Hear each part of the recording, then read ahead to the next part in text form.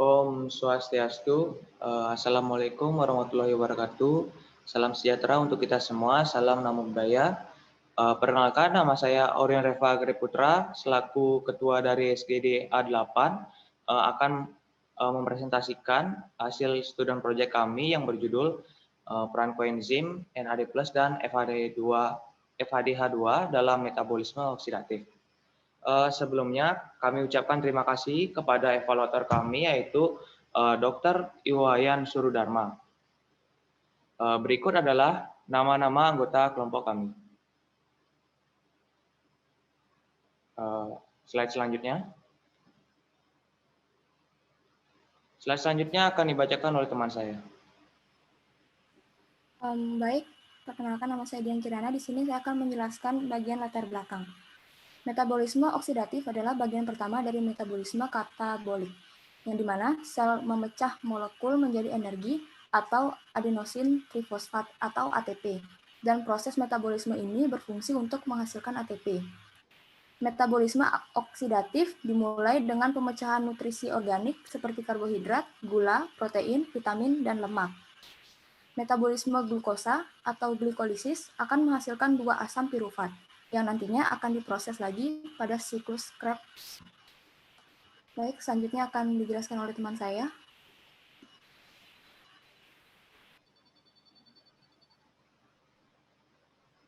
Baik, perkenalkan nama saya Maria Raditya. Saya akan melanjutkan presentasi dari teman saya, yaitu mengenai tujuan. Adapun tujuan dari student project ini adalah yang pertama untuk mengetahui apa itu NAD+ dan FADH2. Yang kedua untuk mengetahui proses terjadinya metabolisme oksidatif. Yang ketiga untuk mengetahui peranan NAD+ dan FADH2 dalam proses metabolisme oksidatif. Adapun manfaatnya, yang pertama, mahasiswa dapat mengetahui apa itu NAD+ dan FADH2. Yang kedua, mahasiswa dapat mengidentifikasi proses terjadinya metabolisme oksidatif dan peranan NAD+ dan FADH2 dalam proses metabolisme oksidatif. Untuk slide selanjutnya akan dilanjutkan oleh teman saya. Terima kasih. Perkenalkan, nama saya Ika Demarkum Tida Marga dengan nomor induk mahasiswa 20251195. Yang pertama, di bab 2 ini kita menjelaskan definisi. Pertama, metabolisme oksidatif adalah proses biokimia dalam menghasilkan energi dalam sel eukariotik. Metabolisme oksidatif adalah metabolisme yang membutuhkan oksigen cukup dalam prosesnya. Yang kedua ada pirufat berdifusi. Di metabolisme menjadi asetil CoA dan redus nikotin, adenin dinucleotide atau NADH, asetil CoA memasuki siklus tricarboxylic acid atau TCA yang membentuk 3 molekul NADH dan 1 molekul redus valvin adenin di dinucleotide atau FADH2 yang juga memproduksi molekul ATP. Yang ketiga ada NAD+, merupakan senyawa yang berupa dinukleotida atau mengandung 2 nukleotida yang melalui gugus fosfat yang menghubungkan NAD+ merupakan bentuk NAD yang sudah teroksidasi. Yang terakhir, valvin adenia dinukleotida merupakan kofaktor reduks yang berfungsi dalam beberapa lintasan metabolisme yang vital. Mungkin selanjutnya akan dilanjutkan oleh teman saya. Perkenalkan, nama saya Inyoman Krisna Purnachandra. Selanjutnya metabolisme dari NAD+. Metabolisme NAD+. Dalam reaksi redoks, NAD+ membawa elektron dari suatu reaksi ke reaksi lainnya. Koenzim ini ditemukan dalam 2 bentuk yang berbeda, yaitu NAD+ sebagai oksidator dan NADH sebagai reduktor. Dalam proses oksidasi, tiap molekul NADH+ dapat menerima 2 elektron. Bentuk NAD yang telah tereduksi disebut sebagai NADH. Namun molekul ini dapat tambah 2 elektron. Reaksi tersebut dapat digambarkan sebagai berikut. NAD+ tambah 2H, NADH plus H+. Yang selanjutnya adalah proton dilepaskan ke dalam larutan ketika regrutan RH2 dioksidasi dan NAD direduksi menjadi NADH melalui transfer hidrogen menuju cincin nikotinamida. Selanjutnya dilanjutkan oleh teman saya.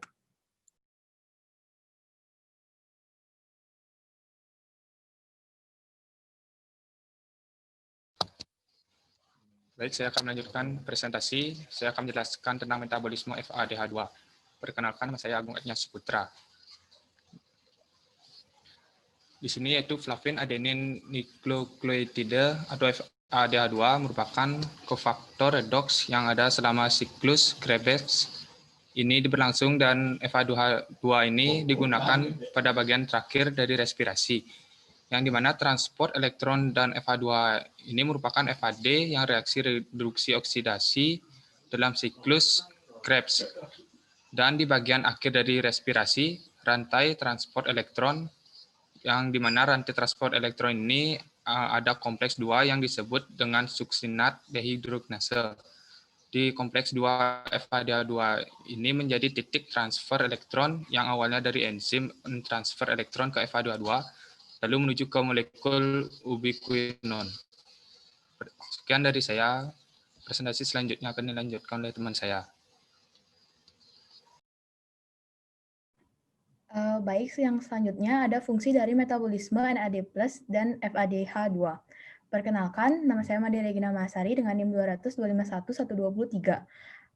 Saya akan menjelaskan tentang fungsi dari metabolisme NAD+. Fungsi dari metabolisme NAD+, serta fungsi metabolitnya berperan untuk mengendalikan berbagai proses fisiologis, diantaranya homeostasis redoks, stabilitas genom, ekspresi gen, pemrosesan RNA, metabolisme energi, kekebalan, dan peradangan. NAD+ ini terlibat dalam bereaksi redoks dengan membawa elektron dari suatu reaksi ke reaksi lainnya. Transfer elektron merupakan salah satu fungsi dari NAD+. Namun, NAD+ juga memiliki fungsi lain di mana sebagai substrat enzim yang menambah serta mengurangi gugus fungsi pada protein dalam modifikasi pasca translasional. Selanjutnya akan dilanjutkan oleh teman saya. Perkenalkan, saya Kadek Dharma Wicaksara dengan NIM 2002511198 akan menjelaskan fungsi dari metabolisme FADH2. FADH2 merupakan pembawa elektron yang memiliki peran dalam reaksi reduksi dan oksidasi. FADH2 yang berasal dari jalur asam trikarboksilat melalui kompleks 2 memberikan elektronnya kepada koenzim Q atau ubiquinon, di mana koenzim Q adalah penerima elektron dari kompleks 1 dan 2 serta meneruskannya ke kompleks 3. FADH2 berkontribusi dalam biokimia. Yang pertama adalah metabolisme keton, yang merupakan oksidasi dan pemanfaatan badan keton oleh mitokondria yang menghasilkan NADH dan FADH2 untuk rantai transport elektron dan menghasilkan asetil-CoA untuk gluconeogenesis. Yang kedua, FADH2 berkontribusi dalam siklus asam sitrat, di mana setiap langkah oksidatifnya koenzim seperti FADH2 akan tereduksi, di mana FADH2 yang tereduksi ini akan berkontribusi langsung pada rantai transport elektron sehingga dihasilkan ATP dalam tubuh manusia. Kemudian, yang terakhir, FADH2 berkontribusi dalam fosforilasi oksidatif, yang di mana fosforilasi oksidatif ini juga rangkaian dari reaksi reduksi oksidasi yang melibatkan transfer elektron dari NADH dan FADH2 yang dihasilkan dari proses siklus asam sitrat di mitokondria atau biasa yang lebih dikenal dengan rantai transport elektron. Presentasi selanjutnya dilanjutkan oleh teman saya. Terima kasih. Baik, nama saya Nimadia Saraswati akan menjelaskan tentang proses metabolisme. Proses metabolisme dilakukan memiliki tujuan utama, yaitu untuk membentuk ATP. Dalam pembentukannya, ATP dilakukan dengan cara adanya transport ion aktif pada membran sel yang mengakibatkan adanya perubahan bentuk dari ATP menjadi energi. Terdapat beberapa tahapan dalam metabolisme, yaitu glikolisis dan respirasi seluler.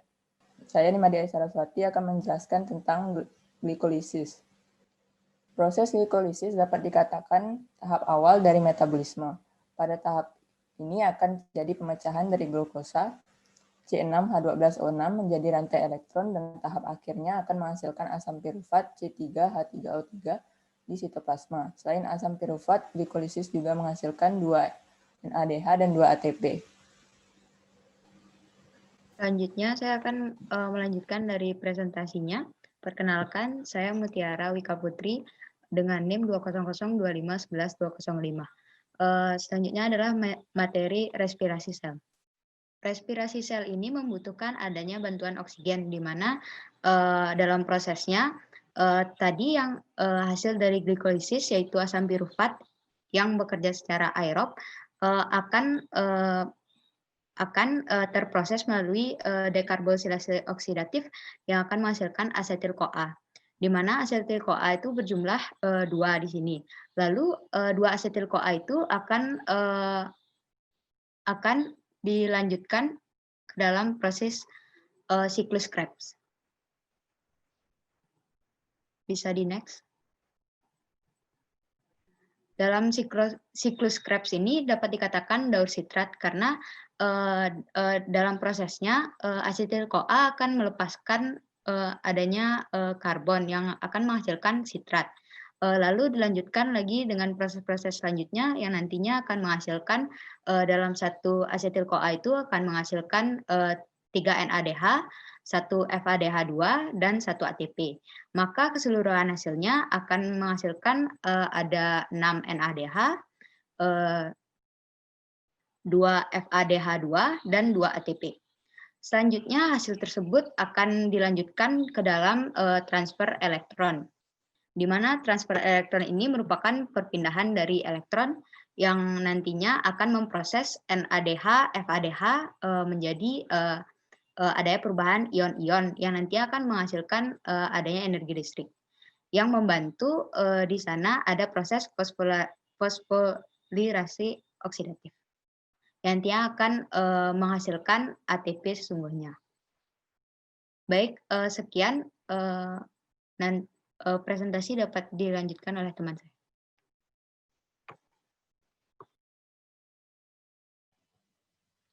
Baik, saya akan melanjutkan presentasi mengenai metabolisme NAD+. Sebelumnya perkenalkan, nama saya Made Palguna Sastra dengan NIM 20025111201. Terdapat pada gambar yaitu itu merupakan matriks mitokondria di mana terdapat NAD+.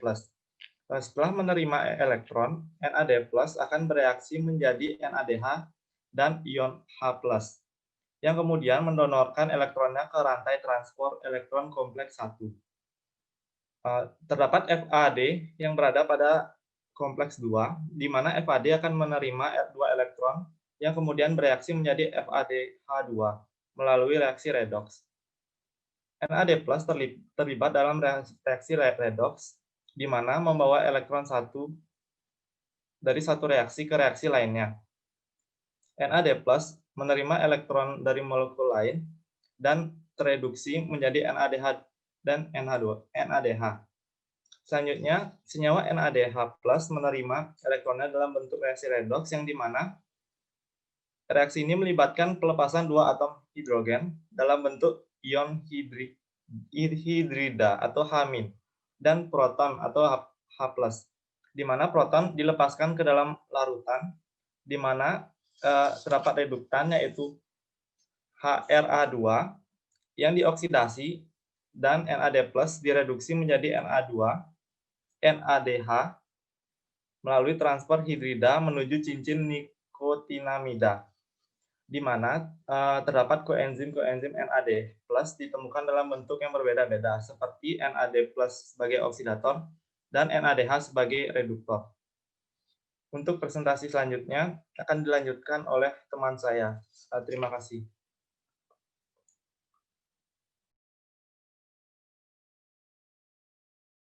Saya akan menjelaskan proses metabolisme FADH. Nama saya Kadek Krisna Fernanda.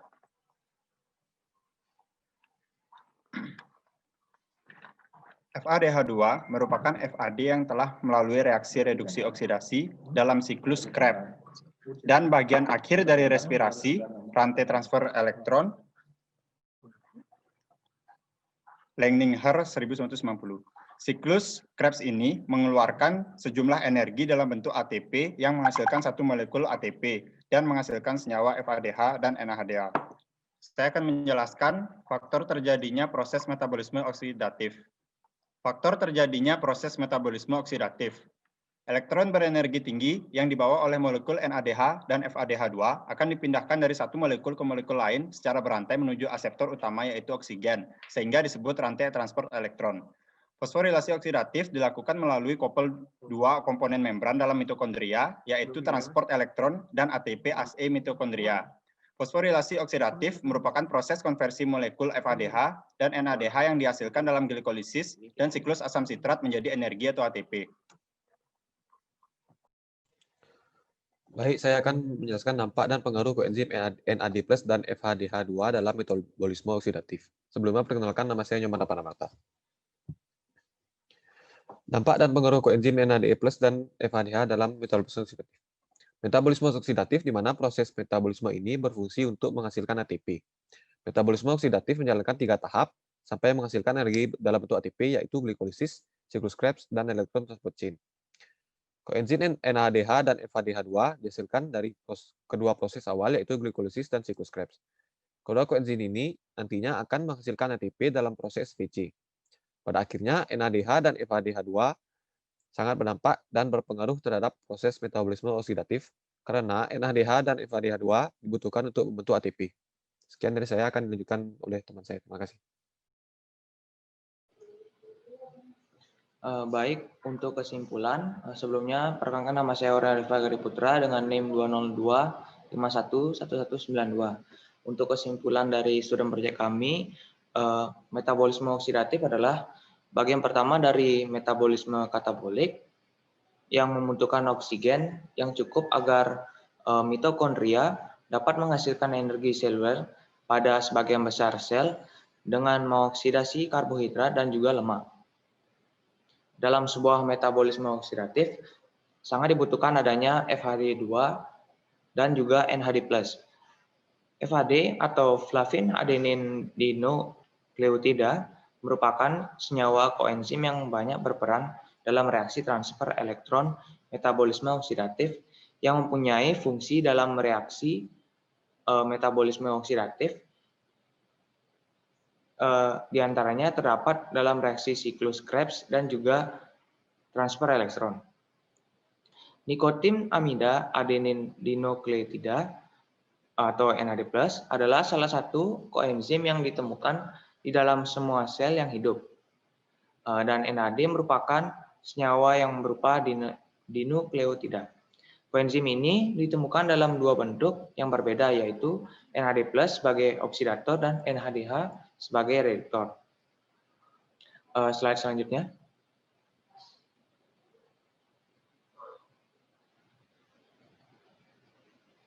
Berikut daftar pustaka dari kami.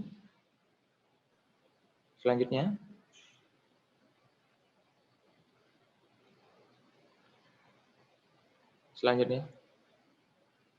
Baik, sekian dari kami. Terima kasih. Kami tutup dengan Parama Santi. Om Santi Santi Santi Om. Assalamualaikum warahmatullahi wabarakatuh. Salam sejahtera untuk kita semua. Salam Nam Budaya. Terima kasih.